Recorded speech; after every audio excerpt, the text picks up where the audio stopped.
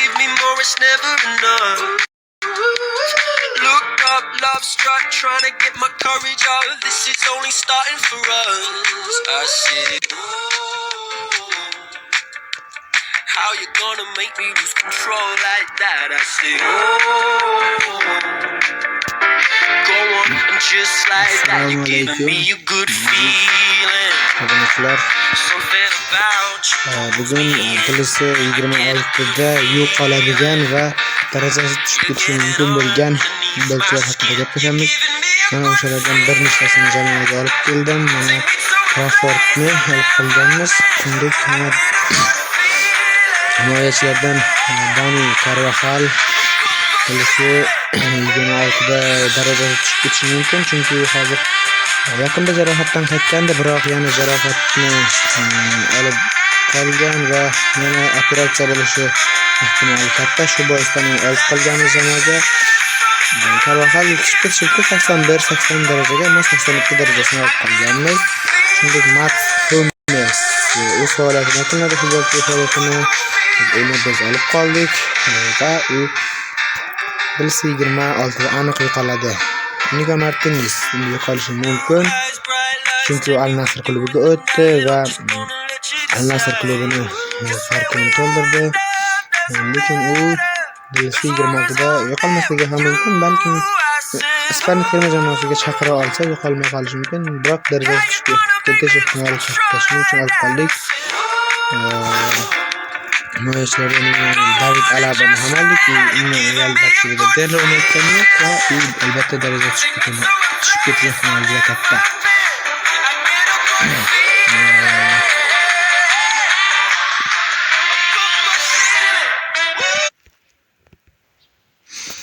Shuningdek, Andrew Robertson u ham Liverpool tarkibida hozir o'ynayotgan bo'lishi mumkin, biroq ammo tushib ketish ehtimoli bor. Shuning uchun olib qo'ydik uni albatta.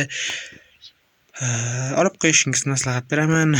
Stefan De Vrij u ham yaxshi himoyachi va tushib ketishi ham mumkin, tushib ketmasligi ham mumkin, biroq uni har ehtimolga qarshi olib qo'ydik.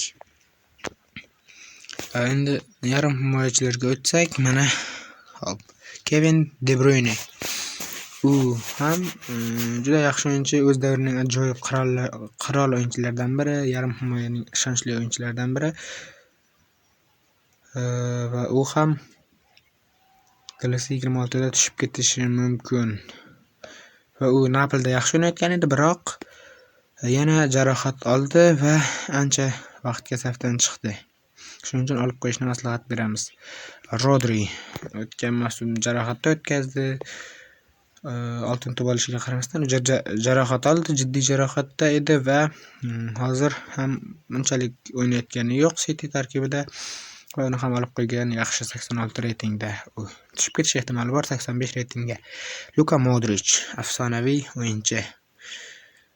U ham 82lik holati, 81lik holati bizda va 80 ga tushib ketishi mumkin. Balkim ko'kka ham tushib ketishi mumkin. Ammo tushmasligi ham mumkin, biroq olib qo'ydik biz uni. Milan tarkibida yaxshi o'ynayotgan bo'lishiga qaramasdan.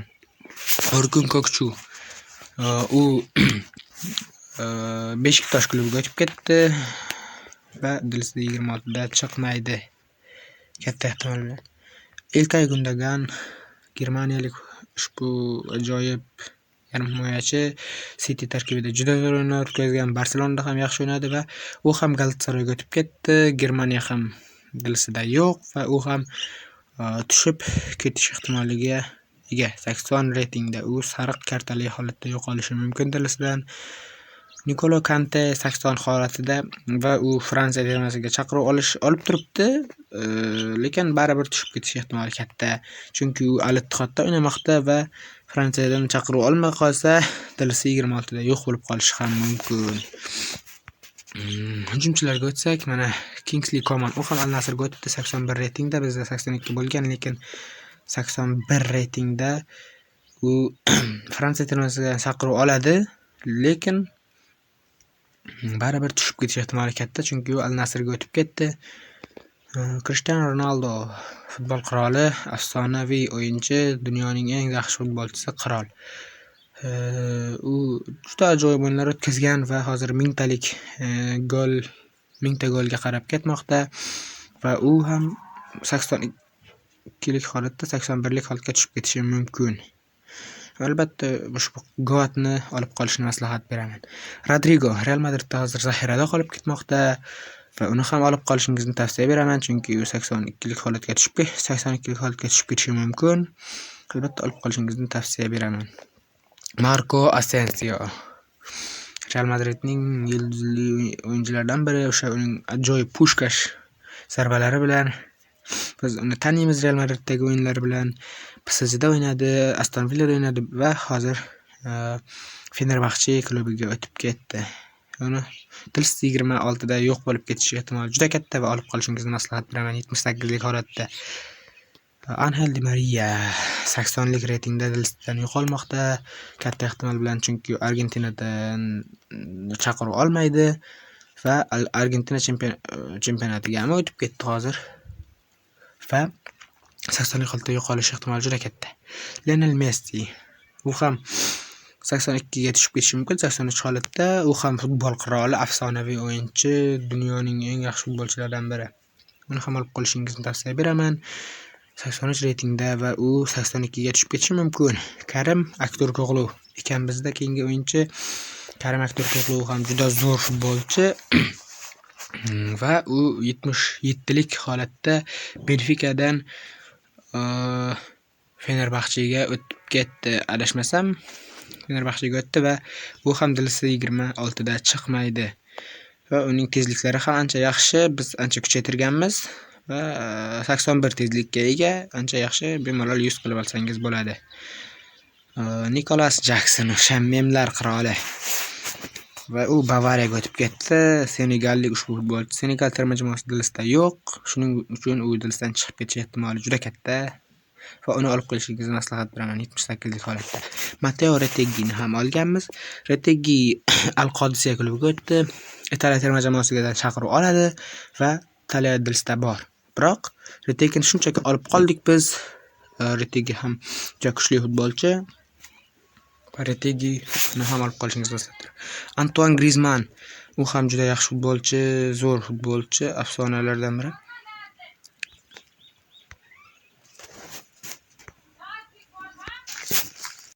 Do'stlar, davom etamiz. Griezmann ham juda yaxshi futbolchi, 83 reytingda, bizda 87 bo'lgan. U tarkibimizda eng ko'p kuchaytirishni olgan futbolchi hisoblanadi va uni ham olib qolishingizni maslahat beramiz. O'z davrining afsonaviy o'yinchilaridan biri. Diogo Jota. U o'sha mudhish avtohalokatda vafot etdi ukasi bilan birgalikda va u dilsi 26da aniq chiqmaydi.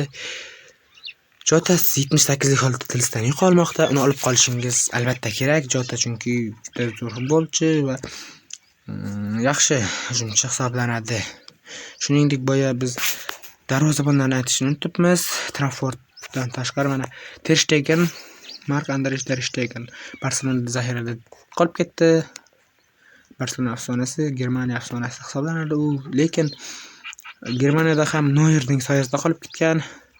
Afsona Barselonada esa hozir qolib ketmoqda zaxirada va jarohatlar ham qiynayapti.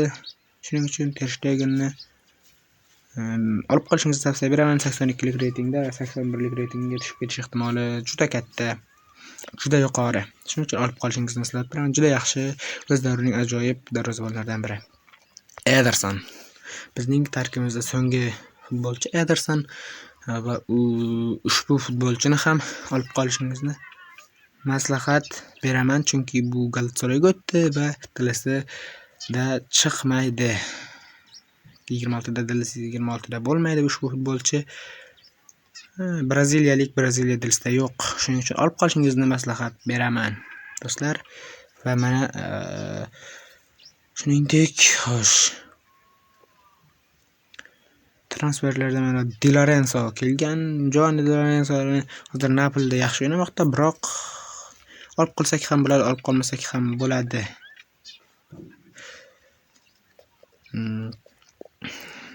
Xohlasangiz olib qoling, xohlasangiz olib qolmang. Men olib qolishni maslahat beraman, chunki Di Lorenzo ham yaxshi futbolchi, tezliklari ham yaxshi. 80 bemalol 100 qilib olsangiz bo'ladi, lekin tushib ketmasligi ham mumkin. Baribir ehtimoliy olib qolishingiz kerak. Oblak esa tushib ketmasa kerak, chunki juda zo'r o'ynamoqda Atletico safida va u tushib ketish ehtimoli juda past. Bizni kuzatganingiz uchun rahmat va obuna bo'lib, like tugmasini bosib qo'yishni unutmang. Hammaga xayr.